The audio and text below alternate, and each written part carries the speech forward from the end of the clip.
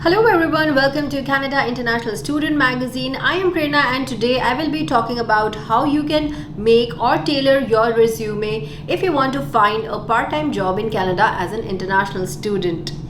Like the video if you like it and don't forget to comment and subscribe our channel Canada International Student Magazine.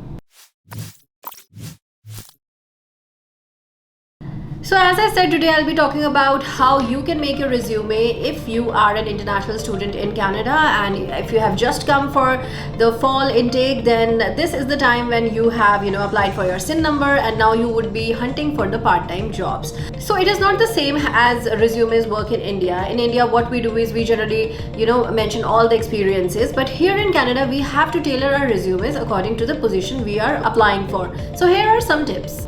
Firstly, keep your resume short and crisp. Yes, no one wants to see the cluttery or a very, resume full of, bullet points or words or paragraphs. So you have to keep it very, very short and crisp, because it is said that the employer hardly looks at your CV for 30 seconds. And 30 seconds are enough to grab his attention through catchy words and not by cluttering up your resume. Second point I would like to mention is that highlight your accomplishments. You have to show in your resume that you are an achiever. And how will you show that? Well, if you have done anything important in school, like any volunteer work, or if you are good at something, at some sport, or if you have gained any prizes, awards or medals, then that you can mention in your resume. The third and very important point is that limit your resume to 2 pages. Yes, I have seen some international students who have like 3 or 4 page resumes and they're just fresh out of school. And so if you are also one of those, I would highly recommend you not to do that, because no one has the time to read 3 page or 4 page resume. If you have still a lot of things to include, then I think 2 pages are enough. So just make a resume short and crisp and 2 pages. Don't go more than 2 pages.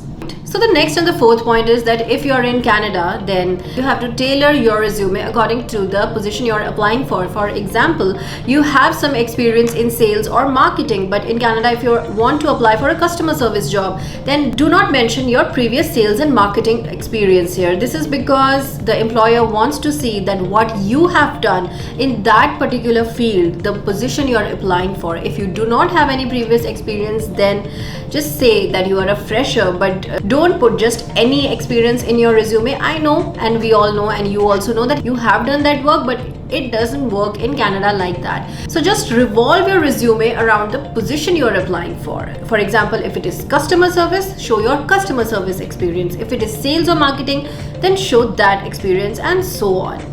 So the next point is quantify your achievements. Yes, if you have done something extraordinary, for example, if you are mentioning in your resume that by your efforts you increased the company's sales. So now the employer wants to see the numbers. So just mention the numbers. Yes, employers are interested in looking at the facts and figures. So you can say that I increased the sales of the company I have worked with by 10%. So something like that you can say. So always quantify your achievements. Yes, just put the numbers and they do wonders. The next point is, I have seen many people putting pictures of themselves in their resumes. So if you're one of those, I would suggest that if you're applying for part-time jobs in Canada, just leave this practice for at least this country, because here it doesn't work like that. So the CVs are here without any pictures.